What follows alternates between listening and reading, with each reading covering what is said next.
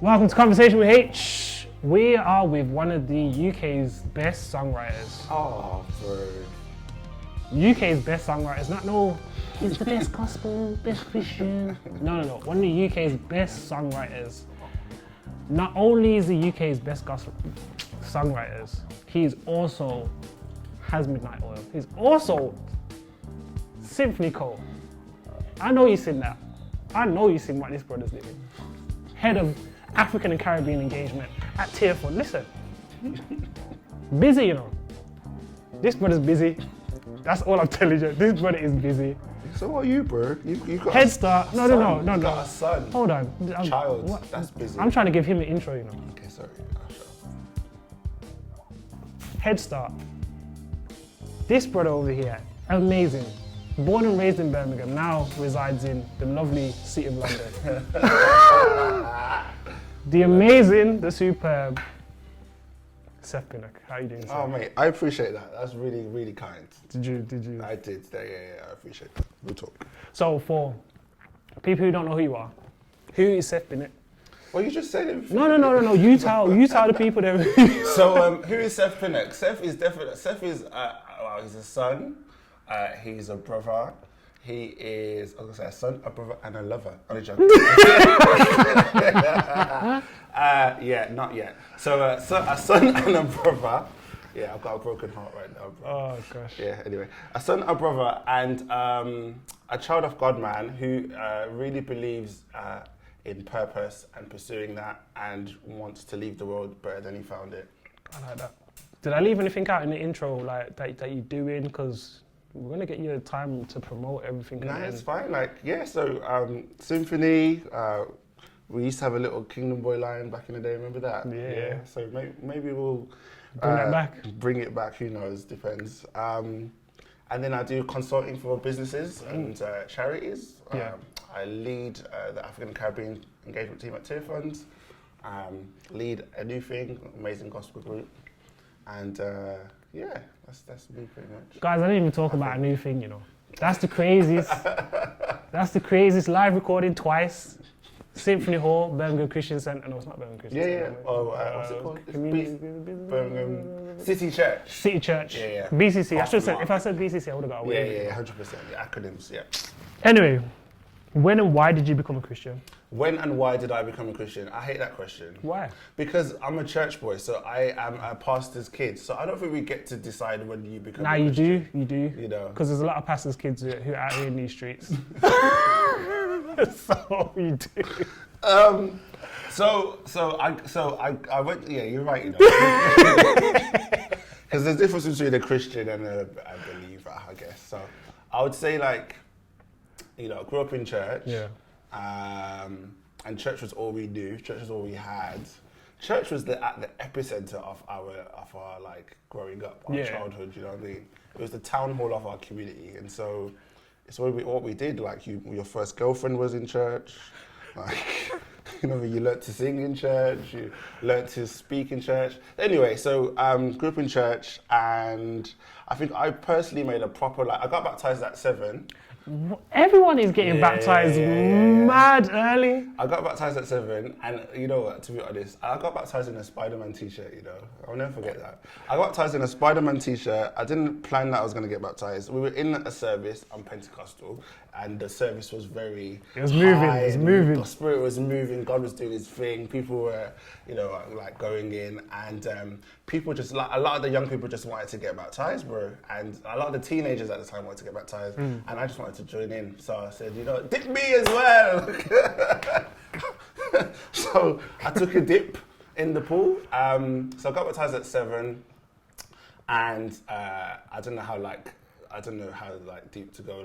We used to have these things called tarrying services. Oh gosh. Anyway, is he trying to get you to speak in the Holy in tongues? Because we believed that. They believed, or we believed, depends on your theology, that salvation was as much baptism as it was speaking in other tongues. Yeah. And so there were nights that you had to. There were nights dedicated just for that, just to the pursuit of that. You know what I mean? No homework tonight. You go to church. Forget school. GCSEs. What's the point? Shout hallelujah. Remember, you're like, hallelujah, hallelujah, hallelujah, hallelujah. Until you frothed up the mouth. And then suddenly, God pitied you and gave you, you're like, oh, I feel sorry for that guy. Oops, I feel sorry for him. And then, you know. So I was in that culture, but like, and I believed, but I guess my own personal relationship with God started probably when I was 15. Okay. Yeah. That's good. So how was it? That's good. Seven. Like, finally. All right. 750. I know, innit? That's mad. How many years is that? That's 8. Okay. That's accountant. Yeah. Maths. It would have taken me a while to get to work out what that was. So what was it like growing up in a house with 3 other brothers? And you being the oldest? Yeah. So I'm the eldest of 3 boys. Life was difficult because my parents separated. Oh, okay. They separated because of, again, theological disputes. Yeah. And so I became quite a leader in the house automatically because you're the eldest, isn't it? Yeah. But my brothers are my best friends, man. Like it was a lot of fun times, a lot of crazy times. A lot of sad times, but yeah, we stuck together, and like I'd write songs, and they would be my first choir. You know what I mean? Like, they're like to this day, they're the people that I can be my most self with. Oh. So like, yeah, sick. Because we seen the video on the Instagram. We seen the video on the Instagram. Yeah. With the yeah. Started off the tune. Yeah. I was channeling Whitney Houston. Yeah, but Whitney didn't want to stay. Whitney didn't want to stay, so she left. Yeah. Who, out of the 4 of you, is the most annoying? Now or then? Now. Be careful. None of them. Just equally. We're all equally. Which camera do I look at? This one, straight ahead. Which one is the most annoying? I don't know about annoying. Probably, that's annoying. How do you define annoying? Okay, maybe not annoying, but who's the one?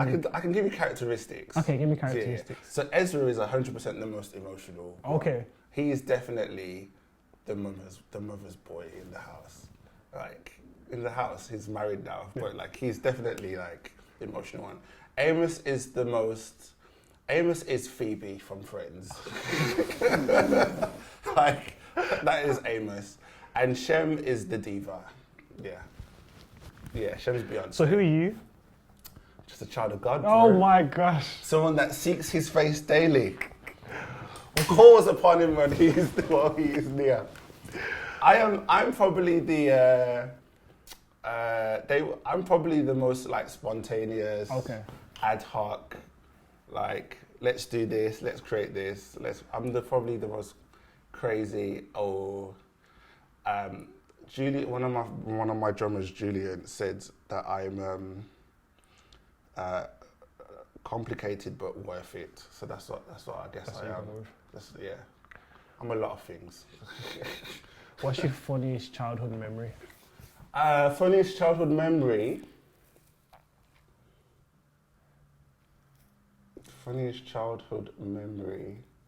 There's so many. Probably my 7th birthday was fun. Okay. What happened? Well, we had a huge bouncing castle, and my mum bought me a climbing frame. So you was enjoying life. It was sick. It was sick. And then you become a Christian that same year as well. Yeah, actually, yeah. 7 was a good year, bro. But I think for us, most of the funniest things we saw in our childhood happened in church. That's the best place. That is the best place. So yeah, like we saw a lot of crazy things. Yeah, you do. Yeah. So, what advice would you give to your younger self? What advice would I give to my younger self? And why? Ooh. What advice would I give to my younger self? I would tell my younger self to seek to be authentic quickly. Otherwise, you're gonna end up hating what you've become. Really? Yeah. Why that? Why that? Because I think I've got this theory here that we all start life from a place of absolute innocence and a place of absolutely enjoying who we are, and we are our absolute authentic self. We are who we are, and then suddenly life hits you in the face, and all sorts of stuff happen, and you start being aware of your surroundings and opinions of others, and you know, everyone else pulls on you to become something. It's almost like you're a lump of clay, and all these other punches like mold you into something that you weren't originally. And then we spend the rest of our life trying to like unlearn and unmold and adjust ourselves through therapy and Jesus and prayer and worship and education and schooling and family and falling in love. And we just try and pursue getting back to that authentic version of ourselves. And I'll tell my younger self, bro, like, you are enough. Be you, because no one else can do it. So, what was it like being the oldest, growing up in a household where your parents are split and you've kind of had to be the man of the house to a certain degree? What was that like? Yeah, so I guess in retrospect it was hard, but like in the midst of it, it is what it is. Like, it's all you know. It's like when I hear quite a lot of wealthy people now who grew up poor saying they didn't know they were poor because if everyone around you is poor, like this is what it is, you know what I mean? And so like for me, it was what it was, like, and I just did my best to be there for my mum, who's like a strong, praying, stubborn Jamaican woman who I love with all my heart and amazing, but like just trying to be there for her. And try and navigate that this, like, as cliche as it sounds, this won't be this way always. And I guess that's where I get my fuel, is to try and create a world where for my family or for my mom or for the people that are in my life, where that circumstance that we were in like would be no longer.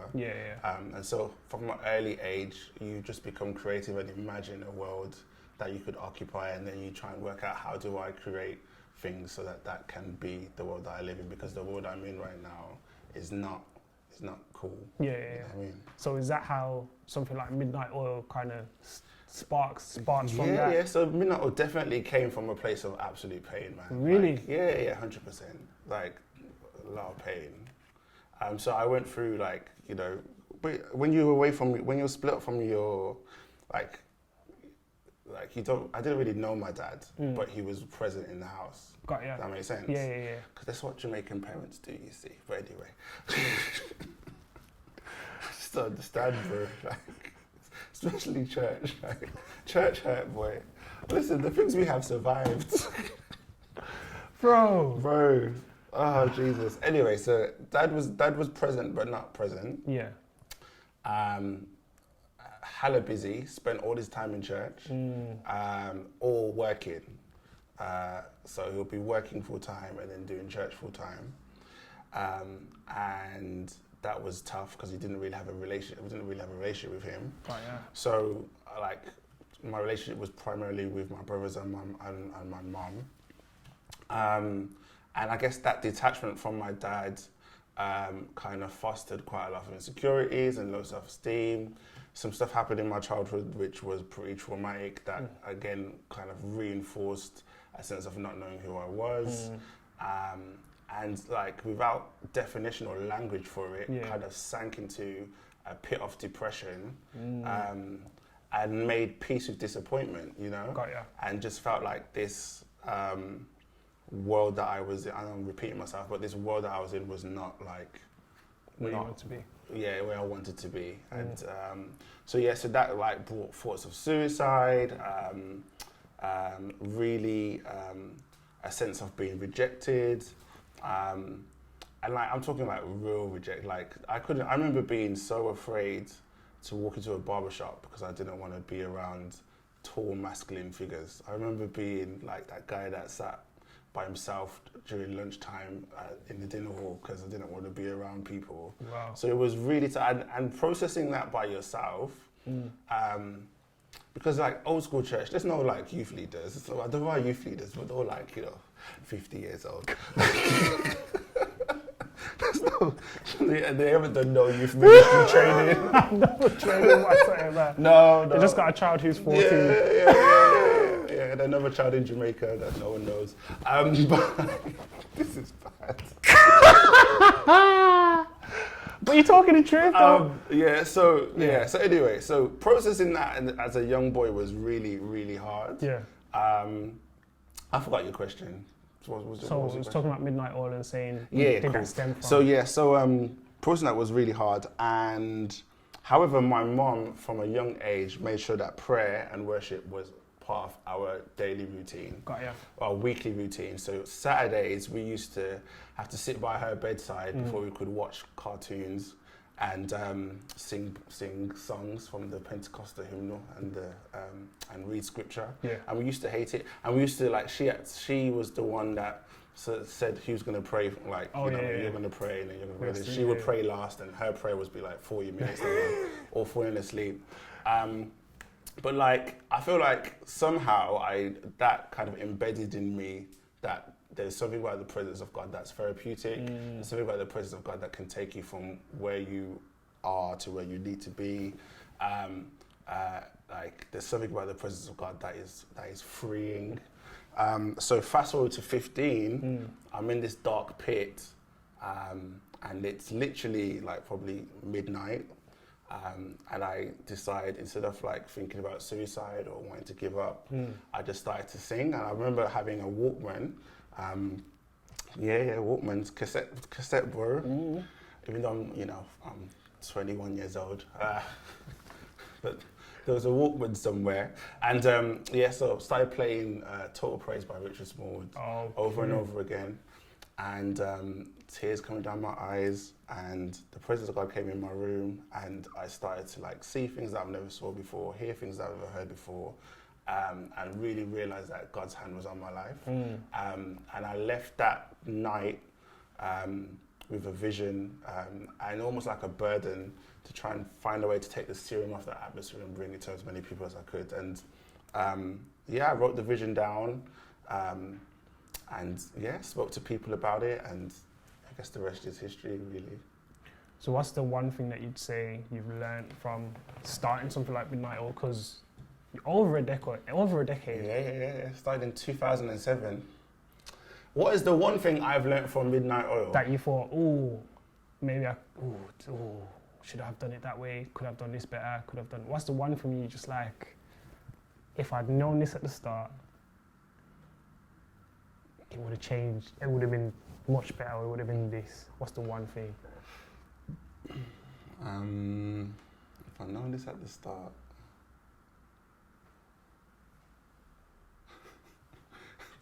Find the money. find the money first, find the money first. I guess that's more from an event management, project management. But it's all part of the thing. So find the money. And I don't know. You know why it's hard to answer that question? Yeah. Because I feel like all the mistakes and all the mountains and it is. It is. And I feel like if I tweaked one thing, then everything else would just unravel. And so you just gotta surrender to the journey and be okay with the mystery. That there were times there was more debt than I could bear. And yes, there were times where some crazy things happened. And yes, there were times where, girls tried certain things and boys and all sorts of wonderful stuff. But it's all part of the journey, bro. I wouldn't change. I would never have imagined that writing a vision on a piece of paper after being in like a pit of depression and darkness would then turn into seeing thousands of people come and worship and be empowered, and denominations and local churches getting involved, and like 300 volunteers, 150 different churches. I would never have thought that. Nah, bro. I would never have imagined that. That's never. Crazy. That would be at like Bethel Convention Centre and Wembley Stadium and it's like Symphony Hall. Like you can't see that stuff. Like it's insane. That's crazy. So when did you know that you could hit those falsetto made notes? Interesting. Interesting pivots. You see how just because obviously Seth and a new thing. Yeah. How does that link in with Midnight Oil? That's a good question. Yes. So I was doing I was doing Midnight Oil, and I've always been in the like worship singing's been cool, but I didn't really believe in my voice, and I didn't really want to. What? Yeah. I still But struggle, you've been singing from Lickle S to now Seth P. Yeah. You get me? You I didn't know. believe in the vocals? Nah, I didn't. Nah, not fully. Nah, man. I didn't believe in the vocals, and I would not believe in it to the point where I'll just outsource worship or outsource worship teaming to other people. And so there was a year where we were bringing in different worship teams to be the main worship, like for the weekend. Oh, really? Yeah. And the leader of that kind of got somebody pregnant. So they couldn't do it anymore. Okay. So then I just had to quickly figure out. So I thought, okay, I'm gonna have to create my own worship team. Yeah. There's no magical amazing. So you actually got pushed. Story, you got pushed into kind of thing. Yeah. There's no I prayed and the Lord's. And the Lord said two sopranos. It was like we need to get a praise team together real quick, and I thought let's call it a new thing, and yeah. That is. Yeah, and then we put it together, and that was in 2010. So 3 years later after you started Midnight Oil. Yeah, don't do that because then people do calculations and work out who we're talking about. Okay. Yeah, so let's not do that part. Leave it alone. But grace covers all our sins. There you go. So we move forward, Midnight Oil. We move forward with Seth and a New Thing. We get to live recordings. Yeah, man. What was that like? Yeah, that was crazy. Because you got two in the bag. Certain people ain't got one. You're trying to gas me. You got 2 in the bag. By God's grace, bro. Two in the bag. God's grace. Small. So how did that happen? Oh, bro, I used to walk past the Symphony Hall on my way back from, because I did architecture at uni. Okay. And I've always been into design and product design, art, interiors, that kind of creative stuff is all part of me. And so I used to be obsessed with the Symphony Hall. I thought it was one of the most beautiful auditoriums I've ever seen. Yeah. Down the road, Albert Hall and Sydney Opera House. One day, in Jesus' name. You know what I mean? You've got to put it out there, bro. I used to walk past there on my way back from sixth form, and I used to put my hands on the. This sounds crazy, isn't it? Put your hands on the building. Yeah. I like it. I was like, I must have been sixth form, so you what, 18? Yeah. Kind of. 17. 17, yeah. 16, 17. Yeah, I put my hands on the wall and I said, one day I'm going to do a live recording here, live album. Because I was always writing songs, but nobody heard it. My brothers heard the songs. But nobody really knew that I was writing songs. And then in our 7th year, we approached them and they said yes, and then we put it together, man. We did our first live recording there, which I will So it was done. Yeah. Rhythm. Oh, thanks, bro. It was amazing. It was an amazing experience. Yeah. It was a disaster at the same time, but it was an amazing experience. How you mean? It was a disaster, bro. Like, the EDL decided to have a protest outside the same day. Yes. Do you remember this? Yeah. Because Lee Rigby got his head cut off by a is it Lee Rigby? That's his name. Yeah, it's around the same time. And so EDL decided, let's protest in Birmingham. And they decided to protest straight outside the Symphony Hall. Same day as my event, bro. Biggest event ever. Yeah. like we had stewards being chased by nationalists. You know what I mean? God doesn't show you this stuff. It was a bit peak. Yeah. But it was the best of times and the worst of times. Okay. And we recovered, and God is good. And then we moved forward to the second live recording. Yeah, so we did the second 5 years later, so it took us a while to recover from the drama. But then we went on tour, we did some other stuff in between, and we were developing the whole kind of symphony thing. Yeah. And then so we went for it again. We got to our 10th year of Midnight Oil, and I thought, how do we I thought, how do we celebrate 10 years and how do we bring that chapter to a close? Because I felt like it was time to bring that to a close, and I thought, yeah, another album would be great to do. And so yeah, a new thing, Adrian Moore, Monique Graham, and the team, we put it together, man. It was I personally think it's an amazing album. Oh, of course it is. Like, I love it. I listen to it like I'm a fan. Of course it is. And really what cool. some people won't realise is because from when you actually did the live recording to when it came out, it was like 2 years. Yeah, it was 2 years. So what was the obstacles in that? Because people are just going to look at it like, Seth, hold on. We went to your concert. Yeah. Where's the album? Yeah. So we recorded in July 2017 and the album came out in June 2019. Yeah. So first of all, like, we got jobs. Like, we have jobs. Like, so, like, work was happening. Yeah. We didn't really struggle with the money things because God really opened doors and people kind of gave and blessed us. But we wanted to make sure that the album was like as close to perfect as possible. So we pined over it, bro. We poured over it, man. We're doing overdubs, doing some more music stuff, changing some things around. We sent it to America to get mixed. We sent it to South Africa to get mastered. Yeah. Then we had some more tweaking done to it. Then we had all the videos because the whole thing was recorded like as in like captured video wise. So we like wanted to get all that stuff done.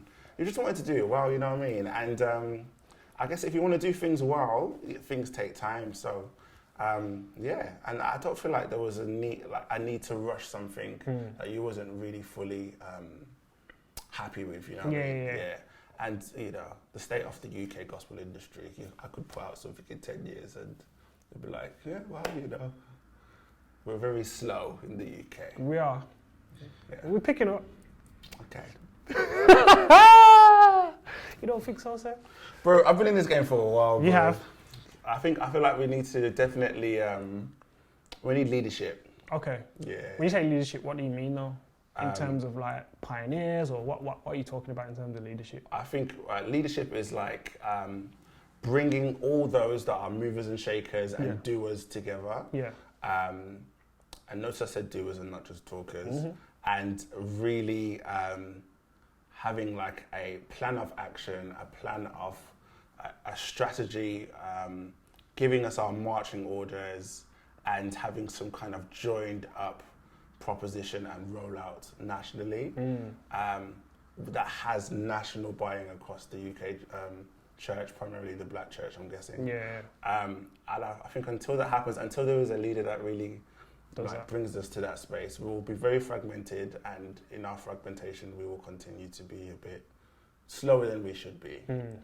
Because there's some amazing gifted people, man, talented people, incredible artists, incredible musicians. And I just wish that we could truly reflect what I know we are in the world. The gifts that we have in actually being able to produce and put it out. I wish we could, man. I wish we could. Well, but we need leadership. But we need leadership. Leadership.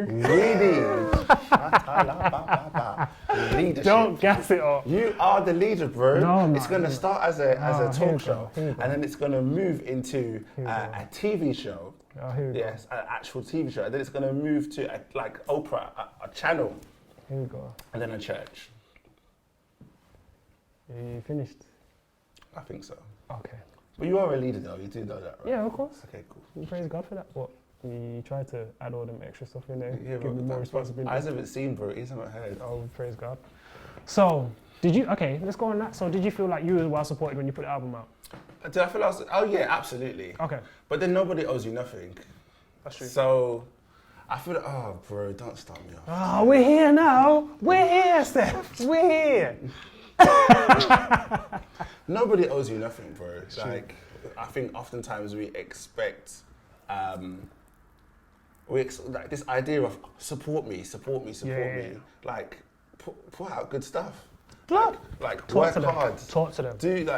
Do your due diligence. Like, are you knocking on the doors of the people that are running the playlists or the radio Talk hosts? to Do you them. have a rollout plan? Do you have a database? Do you have like, or are you just expecting like to post something on Instagram and that stuff to happen? And people Like, just flock you to know it. what I mean? Like, so like, absolutely, I felt supported because we've been on this for like over 10 years.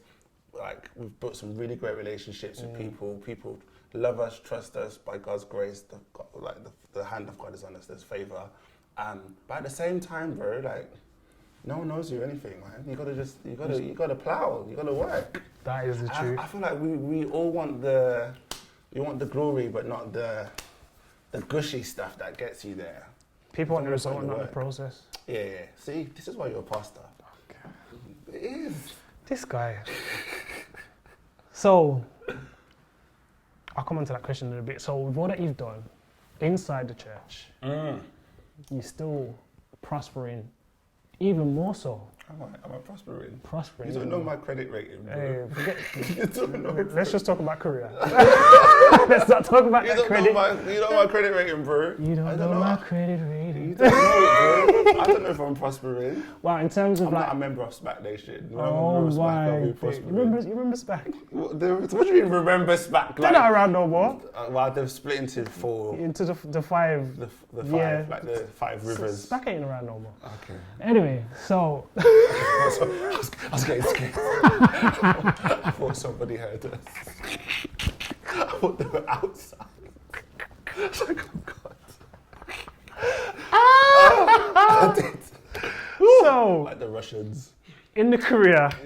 your career outside of Seth and A.N.T, Yes, sir. Untitled, you become the head of African and Caribbean engagement at TearFund Yeah, man. charity. How did you get that role, career? How does Seth, the songwriter, go into doing something like that? So I've never. So this is very. You're good, you know. Yeah. Like it's a good question. So I've never wanted to just be known as a songwriter. Okay. 100%. Like that's really something that I've never wanted to be pigeonholed into, or the whole kind of artistry thing. Yeah. Because like for me, I personally feel like there's more to me than that. And I came from, like, my mom absolutely buried us, soaked us in the need for education.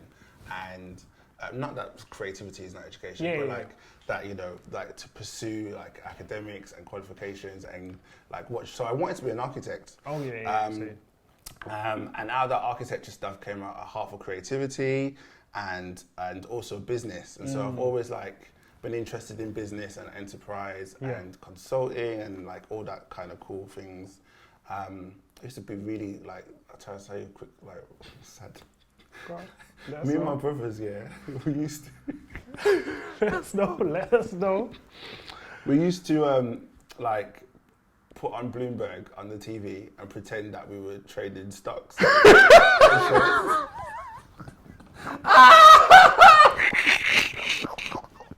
I know, bro. Oh my day, I thought you just said that. That's so mad. Yeah. Even the cameraman's laughing. That's not, you shouldn't laugh. You're supposed to be professional. No, like, that's, yeah. So we used to have like, and we used to like get loads of paper and then put random numbers on. Yeah, bro. And I'm like, okay, I'll trade it. I don't know what we were doing. But anyway, so. Father. Okay. So I say that to say that, like, essentially, blah, blah, blah. So, business and all that stuff. That's so how much you love business. It's always been more than, It's always been more than music. Yeah. And with that said, so as you're doing events, you learn that, like, doing events, Midnight Oils, the men's conferences we're doing, the women's conferences started doing, the prayer stuff we were doing, like, that is as much as an event and a ministry, like, exploit as it is like business, because there's budget, there's things that you need to cover, there's stuff you have to raise, there's things you have to be aware of, and so you're learning all that stuff. And then as people started to see it as successful, people started to call on me to advise how do you do what you do. And so from that I set up a little consultancy firm, and was able to like start paying the bills via consulting of organizations about that. That kind of caught wind, and I was able to employ some people, which was great. Well, I say employ, let me not gas people. Like, let's not get HMRC coming from. Get people on as freelancers, and you know what I mean. People like employ people like I'm that guy. Anyway, get people on in as freelancers and develop a kind of firm thing. That caught wind, and I got invited onto this is how I got into TearFund, literally. I got invited onto a boat on the Thames, and on this boat on the Thames was hosting a dinner for how the black church and the white church can start building, reconciling and working together. So I was invited onto this dinner on this boat, this big boat on the Thames, which was the guy that owned the boat was on the Thames, a rich millionaire guy. And I sat by someone, actually a good friend called Jake Clifford, just randomly sat by this guy called Jake, who I happened to know his dad. His dad was Steve Clifford, who was the head of the Evangelical Alliance. And so me and Jake just started talking, and then he said to me that he was head of events at TearFund. And I said, oh, TearFund's cool, I've heard of them, XYZ. We started talking about life, about journey, about the organisation, about philanthropy.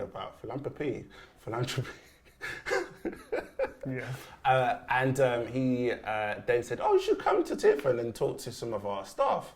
So I went to TearFund and talked to some of the teams there about how they could better do some of the stuff that they were doing in the UK. And that then turned into would you like to do one day a week for us as a consultant? And so I did that. That one day turned into 2 days. Then I said, you know what, we really need a team. And then they wrote a strategy for the organisation. And this is a huge organisation, works in 50 of the poorest countries in the world. Does some amazing and really effective things. One of the top 3 Christian charities in the UK, sits on the board for the UN's disaster response. So it's a heavy hitter, you know what I mean? So wrote a strategy for how they can better engage with communities that don't look like what the communities in there look like. And developed a team, named the team ACE, African and Caribbean Engagement, and now I head up the team there. So how did you going through that whole process? 'Cause that's an amazing process to go from a boat.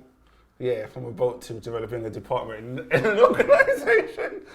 That's God's grace, bro. That definitely is. But every touch leaves a trace, So I'll never forget, someone said that to me many years ago, and it stuck with me, that every touch leaves a trace. So no matter what room you're in, what meeting you're invited to, what luncheon you're going to, or what random review, what carnival you're going to. No matter where you're going, you never know who you're going to meet, what conversation you're going to have, and what impact that could make, and who would speak your name many months, years, weeks, days later, because I met this. So I've always been aware that you should always honour the moment. Be present, bring your full self into that space, and I guess that's what you've been doing, isn't it? I guess I've tried to, bro. You're doing a great job at it so far. Thanks, man. So, did you take what you've learned at TearFund to then really start and build Symphony Co, or was it Symphony Co was always there already? Yeah. So the whole Midnight Oil event sat under a organisation which I formed back in the day called God's Bride Ministry. Yes, I remember that. Yes, because I was deep. I was trying to be deep. Yes, like a lot of these apostles these days, that's have only established an opinion. Yes, I was trying to be deep for no reason, and I guess because I came from old school church as well. So So anyway, so we used to call it God's Bride Ministries, and also because there was rumours around Birmingham that I was starting my own church. So so. Because the kind of church I came from, like a 17-year-old boy putting on a youth conference, inviting everybody to it, like I was seen as quite a maverick.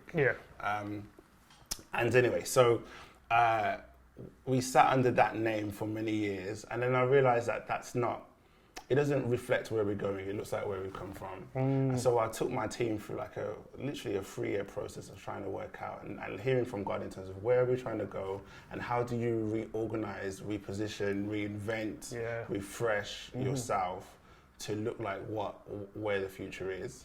Otherwise, you'll be blockbuster in a Netflix world. Yeah, you know what I mean? It's true. I guess when we hit our 10th year, that's when I thought, Symphony is the name, and this is what we're trying to do. And that kind of ran parallel with my career at TearFund. Okay. But because TearFund is 50 years old and has been doing some amazing things for 50 years, 500 employees plus, like there's so much I can learn from that space. And give, but like I'm really, really intentional about learning as much as possible there. And so Symphony definitely has almost like grown up and evolved from where we were back in the day. And I really believe it's going to do some really great things. So let's talk about Symphony in terms of... Let's talk about Symphony. So you've put out so much stuff in terms of like trying to raise funds and X, Y, and Z. Yeah. And when you did the Midnight Oil, the 10th anniversary, you talked about it, the schools and X, Y, and Z. Crazy, and now, do you not think it's mad? And it's now so the mad. whole Black Lives Matter movement has now started, and you've seen a massive influx of just people wanting to give just because they see what you're doing. Tell us a little bit more about. Yeah, so 27. So I guess when I was taking the team through this whole, how do we transition? What are we trying to be? What are we not? That's really important for us to work out who we are and who we are not. So as we were working out who we were able to land it with 4 things. And you know that whole kind of elevator pitch, you should be able to explain what you are. So so Symphony does 4 things: unite, create, lead, and help. Symphony seeks to create platforms and build spaces for people to become all that God's called them to be. So that unite, create, lead, and help thing is that's what we're going to do, and that's all we're going to do. Like, there's other people that are doing other great things, and we want to cheer them on. But like, unite. So unity is a big deal for us. We want to do gatherings and tours under the Unite bout. Create. We want to help people create stuff. So we're hoping to launch a publishing arm for people to write books, like people to do theatre and plays and YouTube and films and songs. So like we're working with Becca Folks with her album kind of stuff. So Create sits under that. That's where the records sit and the books and that. Because lead is we want to raise a generation of leaders that are complementers and not competitors. Because we both know, like, for us to, especially as Black people, for us to move forward faster, we have to be complementers and not competitors.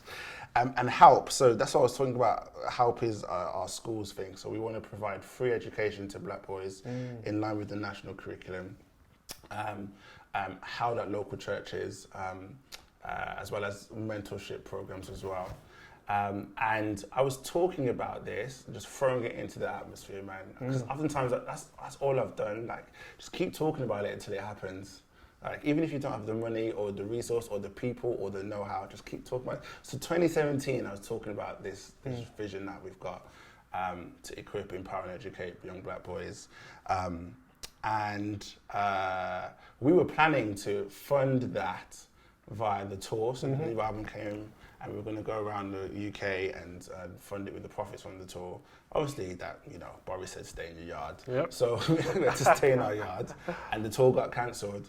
But the plans were already in place. And I'm really intentional about, like, I'm a creative, I'm a wannabe businessman, and like, and I love people, But what I'm not is, I'm not in the education sector. I'm not a teacher. I'm not a head of year. I'm not a tutor. So I wanted to be really intentional about surrounding myself with people that are strong where I'm weak, or know stuff that like where my blind spots are. So I threw it out, like, just give, for people that want to like grow vision, like, give it away, man. Like, be really generous about inviting people into that story and helping them see themselves in that space. And so I like bucked up with a couple friends, like Matthew Popo, shout out to Matthew, different people that I've met across the many years that I've been running around the UK, and said, oh, this is something that this is the direction we're trying to go in. Can you help? And so we formed a working group. No money, no plans of where we're going to put these young people, or like what venues we can use, not a dime. So we put a working group together, started to plan what this could look like, what will classes look like, how many like laptops all we need, banners, like what was safeguarding, like started to just dream together and write all this stuff down, and all the plans were in place. And we got to a point where you can't keep planning like you planned, but we're just like, okay, where's the money gonna come from?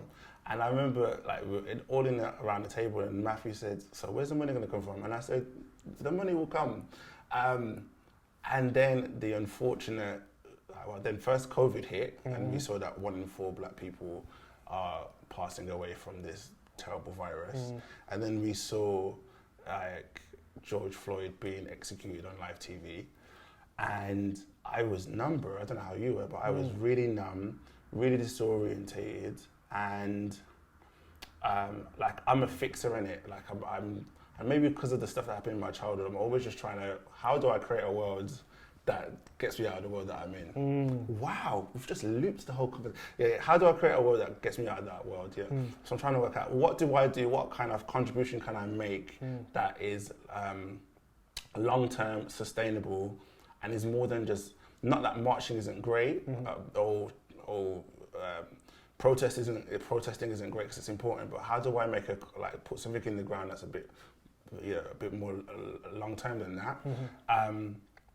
And I thought, wow, we've already dreamt up Symphony schools, so we put it online. I even told the team I was going to do it. I just said, we're going to put a GoFundMe. Wow. And yeah, within a day we raised like 2K. I think it was a day. Within a day we raised 2K. Within 2 months we raised 30K. And more money's coming in, man. And by next month, September, we'll have recruitment. And by January, in Birmingham at least, we'll have 10 black boys that are getting free extra tuition in regards to the GCSEs. Wow. How that local church is, so like these pastors or youth leaders can build relationship with these young black men.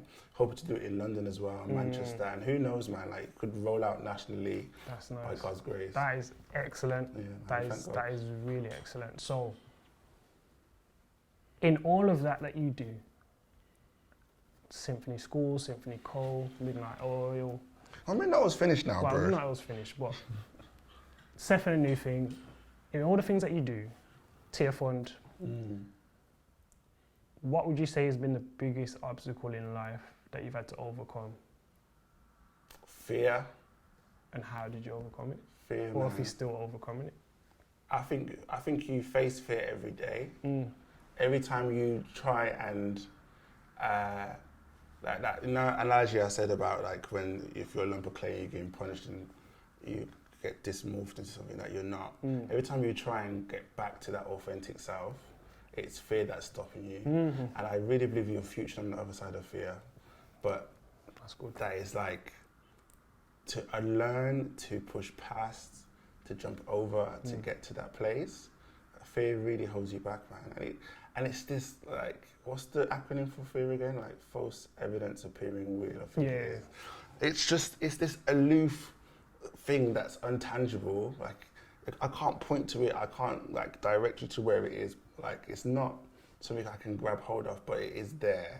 Like COVID. And, like, yeah, I really believe that if we all let go of fear, the world would be a better place. So what are your plans for the next 12 months? What is anyone's plans for the next 12 months, bro? Really? We don't even know if there's going to be an Olympics. Like, are we going to make it to Christmas? The Lord is coming soon. We're going to pray. That's what we're going to do. What is our plans for the next 12 months? What is your plans for the next 12 months? Why? To get through? Next 12 months, so that is what? That's August next year. Yeah, August to August 21. Why? What is our plans for the next 12 months? We're going to get every 5G mast down. That's what we're going to do. We're going to speak to the Illuminati personally. Bill Gates and all those men there. You know, that got us into this situation. I'm joking, I don't believe in conspiracy theories. What's my plans for the next 12 months? There's lots of stuff in the pipeline. Yeah. There's lots. There's like planning to do another album soon. Well, I say soon. Yeah. You know, like Jesus is coming soon. You know. You know. Want to really create a space for other artists. There's people in A.N.T, a new thing, the group. that are amazing songwriters and worship leaders in their own right. And we want to be really intentional about making this not just a Seth thing, but like helping push them to become. Yeah. We'll be doing some stuff with TBN soon Nice. as well, which is exciting. That'll get announced. Yeah, man. We're doing some. We're planning to launch like a Christian kind of banky thing at the moment. What are you talking about, sir? Yeah, I know. Yeah. Okay. Yeah, well, not well. So there's this organisation called the Pentecostal Credit Union who we're working with behind the scenes to launch a black Nice. Monzo-y thing Nice. soon. Yeah, man, we're just trying, bro. Just different things in the pipeline. I like that. Last question. What advice would you give to yourself with where you're at in life now? Get out. Get out. What advice would I give myself now? You know what, bro? Like real talk, I would say put yourself first. A bit more.